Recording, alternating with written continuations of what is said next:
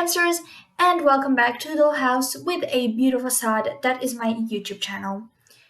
So, Shane, you felt so horrible lately, haven't you? Oh, you're so poor and empathetic and caring of everyone. I'm gonna cry for you and pity you. Oh, I'll cry you a river, Shane. No, no, I have had enough of this, and this is definitely gonna be the last video that I'm gonna make on this. Okay, maybe not, but I hope it will. I hope it will. Because the entire situation is just so disgusting that at this point I don't even want to talk about it. First off, let's talk about his conversation with his 12-year-old, I think, cousin at the time. That is so disgusting and despicable. So, that moment when you are a creepy uncle that tries and makes a child a butt of a joke that isn't for children? Yeah, that's what Shane is. The girl was visibly uncomfortable throughout that entire video, and obviously she's grown up now, so I would love her to talk about her experience, and I would love her to bring what she felt at that moment, and has that had any effect later on in her life? Because I bet it did have an effect. I really do. Shane, if you're not a qualified teacher or a family member that does have those experiences like periods, you are nobody to ask a young girl, did you have your period yet? It's invading her privacy. It's bringing up an uncomfortable conversation that she might not have had with her parents, and judging by the looks of it, she most probably didn't at the point. Second off, you saying that, you apologized and the apology was accepted doesn't mean anything. That video is online, and people who have seen it and who have been disgusted, especially girls, young women, and women who have seen it and have been disgusted. Here's my 2 cents. I do not accept your apology. I've seen it and I've been devastated. Like, it's disgusting. Second off, the Smith family has every right to be mad because you didn't address anything. You just put it all into this one bubble of, oh, I'm not like that. This is the old Shane. No, Shane, you are the same person. Yes, people evolve. Yes, people change.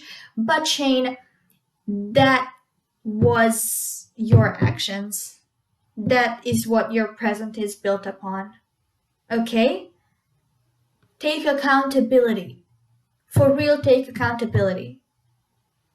Because not only are you being creepy to this one person, but you also might lead someone to stigmatize a conversation they might have with this in a grand scheme of things. And on top of that, Shane, we all know that you love to plan and that you are a huge manipulator. And as I've said, media has an eye on you.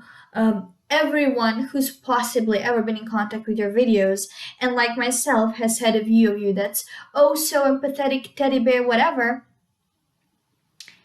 is now devastated and feels manipulated by you because what you've done is disgusting. Also, the fact that you reviewed certain things, and I don't like to start conspiracies, but listen to my theory here. So, he reviewed things like voice changers. He reviewed things like, quality voice changers, and reviewed things like apps where you can mold your face and change its shape and things of that nature. Change the color of your hair, the color of your eyes, and keep it in video. Why wouldn't he do that once he's cancelled? Another question I do have is, Shane, if you are so empathetic and so caring, why didn't you get to delete your second channel earlier? Because the conclusion is the best hidden things are things that are hidden in plain sight. That's the best hiding place ever. In plain sight. In plain sight. Which is where his second channel was. And some people do blame the audience, which personally I wouldn't do. Okay, to an extent, those who are still diehards for Shane, yes, I would blame those. But others who just fallen into a trap, like myself, I don't think it's really a right thing to do personally. But sure, yeah, we are partly responsible for bringing the attention because, heck, I used to adore conspiracies. And I watched Shane's conspiracies, even those where he reviewed those things. And where the danger comes is he knows how to use them, okay? And he could make a whole new persona. Maybe someone that looks a bit like Jake Paul, right? That person that attracts a bunch of 12-year-olds to watch their videos. Shane and 12-year-olds. We know that it isn't a good combination. That definitely isn't a good combination. Also, I thought of cancel culture as a whole a bit more and have looked at a lot of millennials to see how it was made and what it was for initially, which it's an odd thing, but I think we will slowly get to a point where it comes to its roots because its roots are actually really valuable, right? It was meant to be a protective mechanism.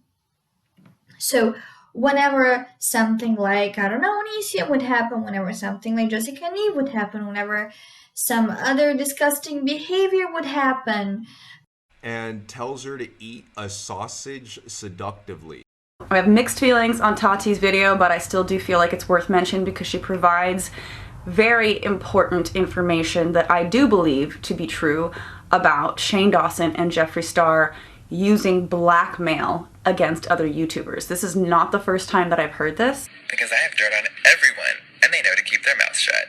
From my understanding of things, what they do is they allegedly will get people to drink a lot, or they will get them high or something, and once they are intoxicated enough, Jeffree or Shane will get them to say something that they probably would never have said otherwise, something wildly inappropriate. They film it, and then they hold this piece of information over that other YouTuber's head for God knows how long, so that whenever they actually are committing crimes, those people won't speak out against them because they're so afraid of this blackmail being released. Fans, and like, she doesn't know what she's doing, she doesn't know how to make a video, she's black, she doesn't even know how to, she just slaps her keyboard. So would have a place to cancel someone. The entire thing of masses coming in and reporting on those things would work. But I think sometimes, obviously, as people, we take things too far. A knife could be used to kill someone as much as to put butter on your bread. So basically, where I'm aiming at here is this is how the origin of cancel culture works. Like, these are things that could legitimately be reported to the authorities. And that should be used as the right kind of cancel culture. Because Shane didn't say a slur once. Shane didn't do an insensitive thing once.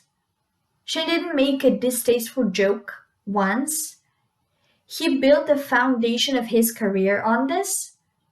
And that's what's the problem. He built his he built his $1 million mansion on that. Yet he's so poor. It is disgusting. It is despicable. His manipulation is so out of any normal line. Like, if we put the line to be here, he's skyrocketed. He's skyrocketed. And the thing is that I think with Jeffree, we have a situation of a douchebaggy friend syndrome. That's how Pierre XO called it, so it kind of stuck with me because it's something that legitimately works. So whenever we think that someone starts low, like whenever someone starts low actually, and, with some not so decent behavior, and we kind of actually get used to it, and it's like, oh yeah, that's how this person is. So with Jeffree, majority was like, oh, not again, Jeffree, not again. But with Shane, who started as this grandpa of YouTube, whatever, we had higher standards. We didn't expect for someone like that to get involved in this entire situation and to be exposed like this and to have all those things coming out like they are now. But I think there were red flags all along in a sense because Shane has been with toxic people for a long time. Now, yes, certain people, including myself for a second, have thought that it's the entire guilty by association thing. I don't think it is. I don't think it is at all. Because he's now shown his actions. If these actions weren't there, if those recordings weren't there, then yes, I would say he might have been manipulated or whatever. But now it's clear that he's so disgusting, and as I've already said, I feel like I have to make a clear up on the entire I don't think Shane is Jeffrey guilty situation. Yeah, I think he is. He's absolutely as guilty as Jeffrey. And the entire manipulation of Shane is, in my opinion, worse than Jeffrey's because he hid it for so long and he hid it in plain sight and he knew what he was doing. Disgusting.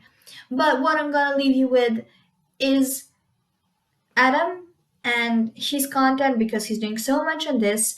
Beauty gurus are a mess, but I don't think that's a content that I want to create. Nice. As someone who has only seen Shane through his I'm so empathetic teddy bear persona, adored by his conspiracy theory lovers, and all that comes with it, I feel pretty manipulated by him. Everything coming out now is so revealing of not only him, but the fact that many, including myself, thought Jeffrey is way worse than Shane because of how well Shane hides his despicable, revolting behaviour. And that's the thing. Jeffrey's revolting and disgusting, but so is Shane. Shane hides it more. Really appreciate all the insight and information you give on this. It helps me make a video on it. Thank you.